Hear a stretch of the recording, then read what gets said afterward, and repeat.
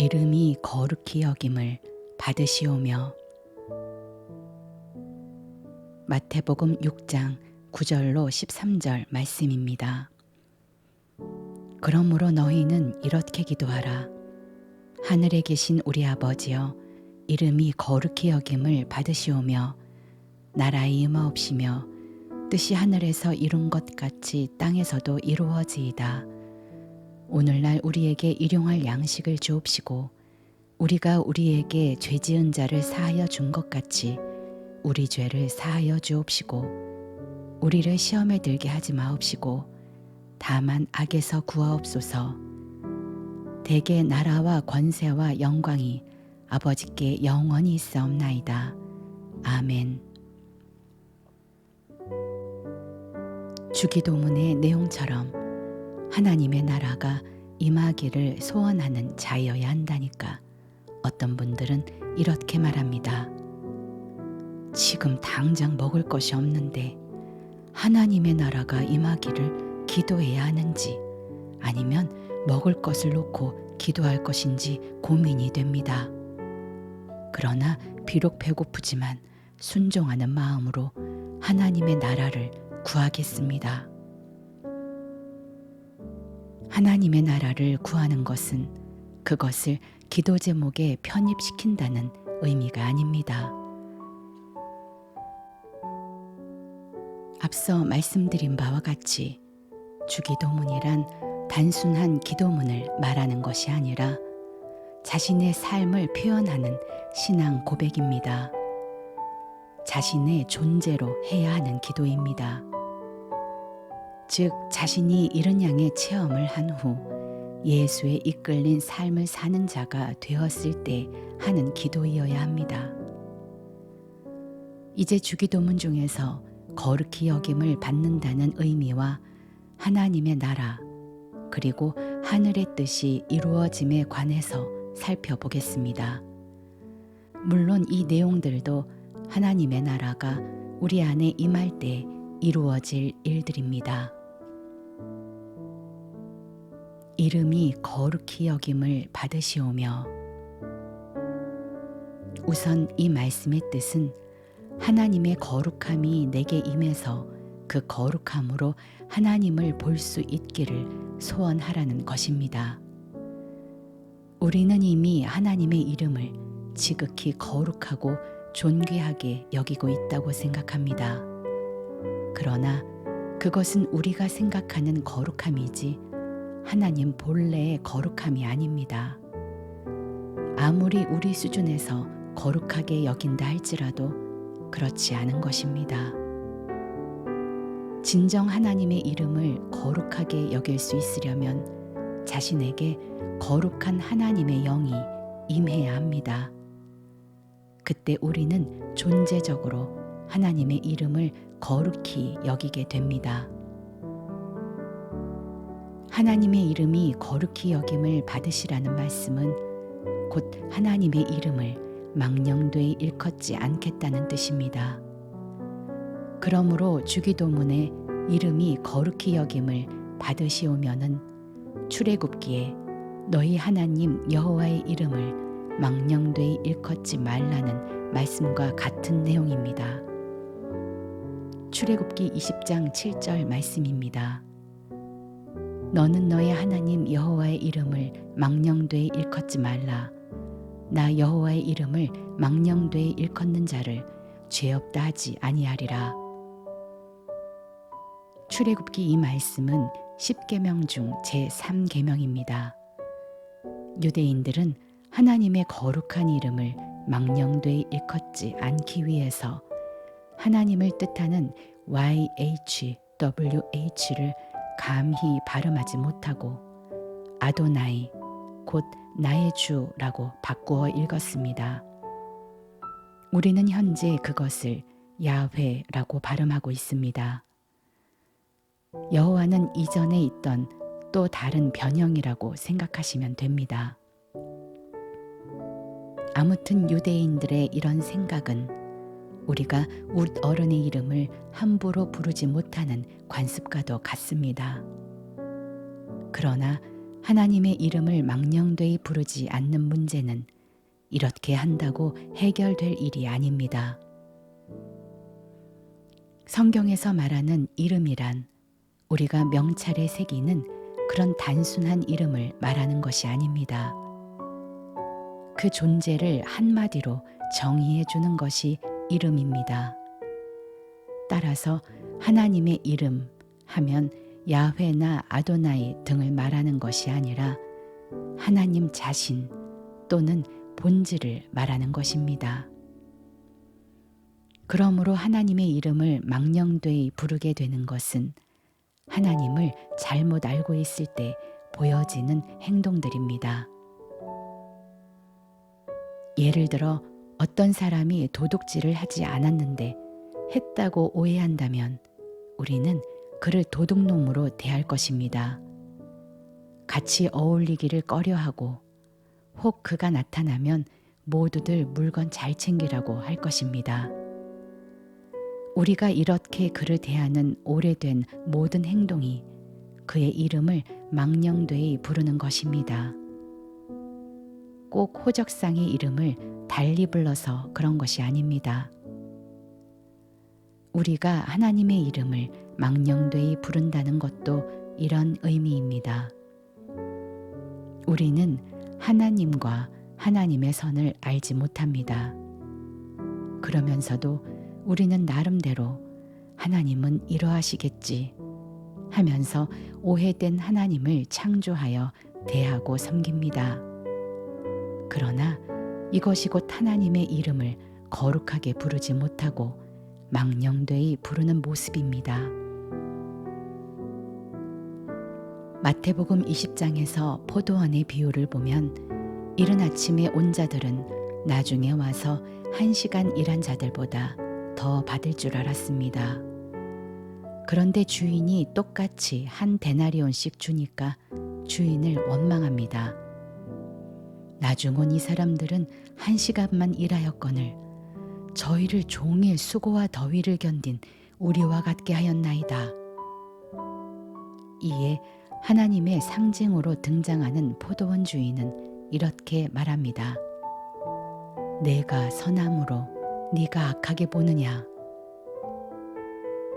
여기서 포도원 주인은 하나님이고 일꾼들은 믿는 자들입니다. 믿는 자들 중에서 아침에 일찍 온 자들은 하나님을 잘못 생각하고 있었던 것입니다. 자신들이 생각하는 하나님은 아침 일찍 와서 온종일 수고와 더위를 견딘 자신들에게 더 많은 데나리온을 주어야 했습니다. 그러나 하나님은 모두 동일하게 한 데나리온씩 줍니다. 결국 아침에 온 자들은 하나님을 오해했습니다. 이들은 하나님의 선한 행동을 악하다, 잘못되었다고 판단하는 것입니다. 이것이 하나님의 이름을 망령되이 부르는 것입니다. 하나님의 이름을 망령되이 부르지 않고 거룩하게 여길 수 있으려면 결국 하나님을 제대로 알아야 합니다. 안다는 헬라어 단어는 기노스코이며 하나 된다는 의미이기도 합니다. 히브리서 8장 10절로 11절 말씀입니다. 또 주께서 가라사대 그날 후에 내가 이스라엘 집으로 세울 언약이 이것이니 내 법을 저희 생각에 두고 저희 마음에 이것을 기록하리라. 나는 저희에게 하나님이 되고 저희는 내게 백성이 되리라. 또 각각 자기 나라 사람과 각각 자기 형제를 가르쳐 이르기를 주를 알라 하지 아니할 것은 저희가 작은 자로부터 큰 자까지 다 나를 알미니라. 자기 나라 사람과 형제의 작은 자로부터 큰 자까지 다 하나님을 알게 되는 것은 하나님의 법이 마음에 기록되었을 때입니다. 이것은 결국 하나님과 하나 되어야 하나님을 알 수 있게 된다는 말씀입니다. 하나님과 하나 되려면 예수에 이끌린 삶을 통하여 하나님의 영이 자신에게 임해야 합니다. 이렇게 되면 하나님을 알게 되고 더 이상 하나님의 이름을 망령되이 부르지 않습니다. 거룩하신 그대로 거룩한 이름을 부르게 됩니다. 하나님의 이름을 거룩하게 여기는 문제는 하나님의 이름을 참되게 부르는 것과 같은 맥락입니다.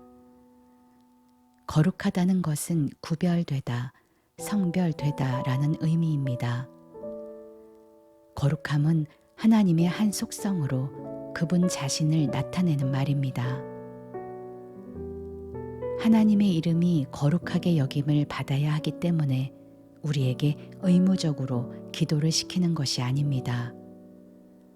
또한 우리가 기도하면 하나님이 거룩해지는 것도 아닙니다. 하나님은 우리가 어떤 생각, 어떤 행동, 어떤 기도를 하든지 상관없이 이미 스스로 거룩하십니다. 우리에 의해서 그분의 거룩함이 좌지우지되지 않습니다. 그렇다면 주님은 왜 이렇게 기도하라고 하셨을까요? 그것은 우리가 거룩한 하나님을 거룩하게 여길 수 있는 자 되게 해달라는 소망을 말합니다. 즉, 하나님은 스스로 거룩한 분이신데 문제는 우리가 그 거룩함을 보지 못한다는 것입니다. 그래서 그 거룩함을 볼 수 있는 자로 변화시켜 달라는 기도를 하라는 것입니다. 하나님을 거룩하게 여길 수 있으려면 하나님과 하나 되었을 때 비로소 가능합니다. 요한복음 17장 16절로 19절 말씀입니다. 내가 세상에 속하지 아니함 같이 저희도 세상에 속하지 아니하였나이다. 저희를 진리로 거룩하게 하옵소서. 아버지의 말씀은 진리니이다. 아버지께서 나를 세상에 보내신 것 같이 나도 저희를 세상에 보내었고 또 저희를 위하여 내가 나를 거룩하게 하오니 이는 저희도 진리로 거룩함을 얻게 하려 함이니라. 예수의 말씀으로 인하여 우리가 거룩하게 된다는 것을 알 수가 있습니다. 이것은 예수에 이끌린 삶의 과정을 거쳐서 우리 안에 거룩한 영이 임하게 되는 것을 말합니다. 이렇게 우리가 거룩해지면 이제 하나님을 거룩하게 볼 수 있는 눈을 가지게 됩니다. 결국 하나님의 존재를 거룩하게 인식할 수 있으려면 하나님과 하나 되어 하나님을 알 수 있어야 합니다. 이것은 곧 하나님의 나라가 내 안에 임하는 것입니다.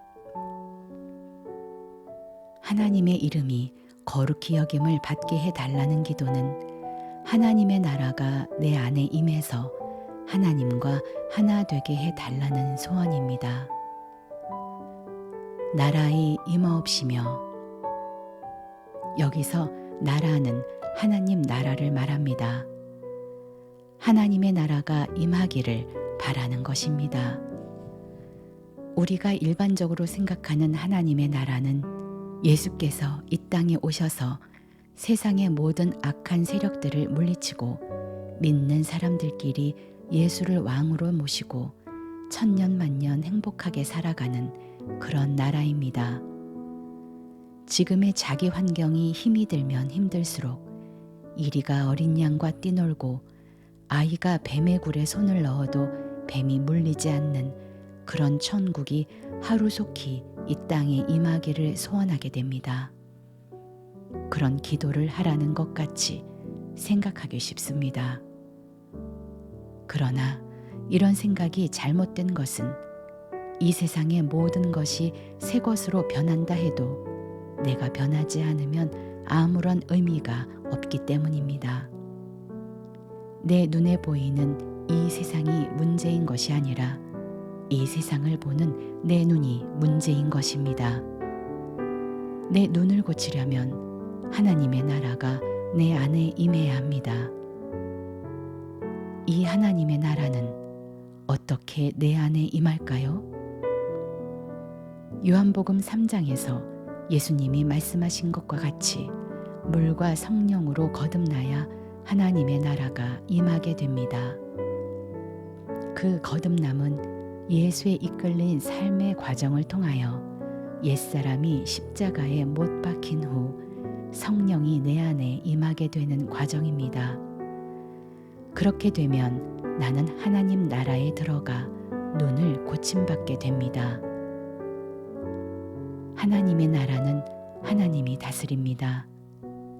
그 나라가 내 안에 임하면 이제 나를 다스리는 것은 나 자신이 아니라 하나님이십니다.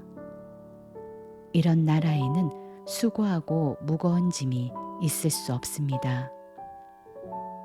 예수님은 이런 하나님의 나라가 우리 안에 임하도록 기도하라고 하십니다. 뜻이 하늘에서 이룬 것 같이 땅에서도 이루어지이다. 주기도문의 내용은 한 가지, 하나님의 나라가 내 안에 임하는 것입니다. 그것을 여러 방면에서 계시하고 있습니다. 지금까지 하늘에 계신 하나님으로, 그리고 아버지와 아들로, 그리고 거룩하게 여기는 것으로, 이제는 하나님의 뜻이 이루어지는 것으로 말씀하십니다.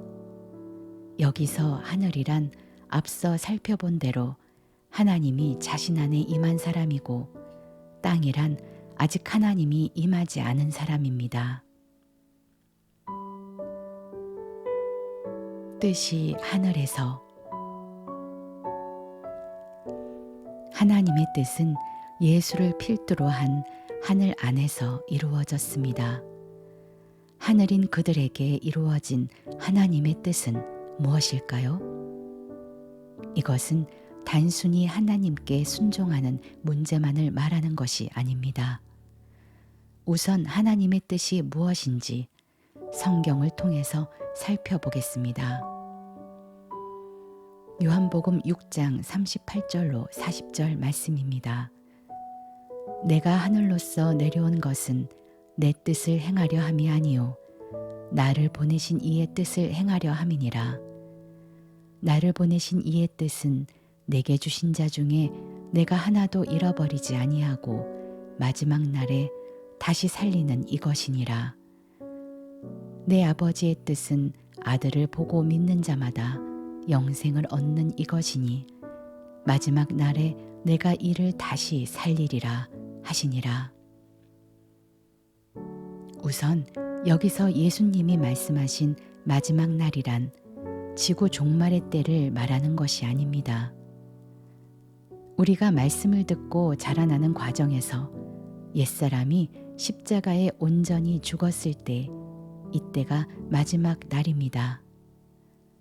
예수께서 말하는 하나님의 뜻은 자신에게 준 자들을 하나도 잃어버리지 않고 마지막 날 다시 살리는 것이라고 합니다.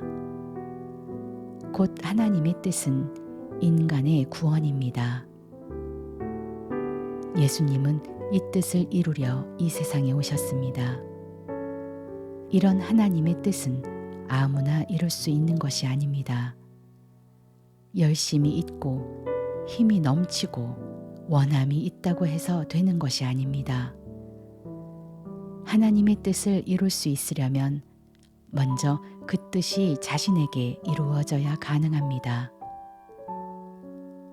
예수님은 세상에 오셔서 하나님의 뜻을 제자들에게 이루었습니다. 땅에 속한 제자들을 살리기 위해서 십자가에 죽으셨고, 그로 인하여 그들을 하늘로 만드셨습니다. 여기까지가 뜻이 하늘이신 예수에게서 이루어진 모습입니다. 즉, 뜻이 하늘에서 이루어졌다는 것은 그 하늘이 땅을 구원하는 과정까지 포함합니다.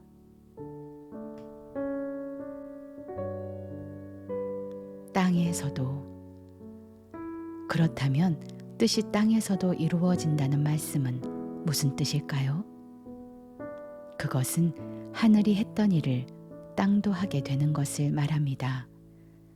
이것은 하늘에 의해서 하늘로 변화된 땅이 하늘의 일을 하는 것을 말합니다. 제자들의 경우를 예로 들면 예수에 의해서 새 생명을 받은 제자들은 또 다른 제자들을 만들어 그들에게 새 생명을 주었습니다. 이것이 하나님의 뜻이 땅인 제자들에게 이루어진 결과입니다. 예수님은 제자들에게 이렇게 말씀하셨습니다.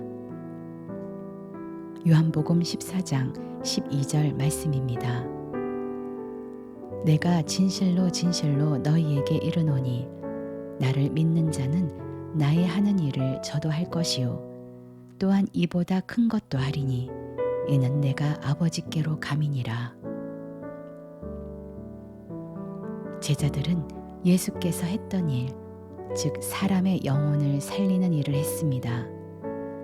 하나님의 뜻이 하늘, 곧 예수에게서 이루어졌고 또한 땅, 제자들에게서도 이루어졌습니다. 제자들은 예수님보다 더 큰 것을 하게 되었는데 그것은 그들의 육신이 살아서 남들을 구원할 수 있었기 때문입니다. 예수님은 그렇지 못했습니다. 왜냐하면 예수님은 그 일을 위해서 십자가에 못 박혀 돌아가셔야 했기 때문입니다. 하늘이 땅을 하늘로 변화시키는 과정까지가 뜻이 하늘에서 이루어진 것입니다. 이것이 곧 예수의 일생입니다. 이제 그렇게 해서 하늘로 변화된 땅이 다른 땅을 하늘로 만들게 되면 이것이 뜻이 땅에서도 이루어진 것입니다. 이것은 곧 제자의 일생입니다. 예수와 제자의 일생은 본질적으로 같습니다. 뜻이 하늘에서 이루어진 것과 같이 땅에서도 이루어지이다 라는 말씀은 우리도 예수 믿고 하늘로 변해서 예수가 했던 일을 할 수 있도록 해달라는 기도입니다. 하나님의 나라가 자신에게 임했을 때 이 기도는 응답됩니다.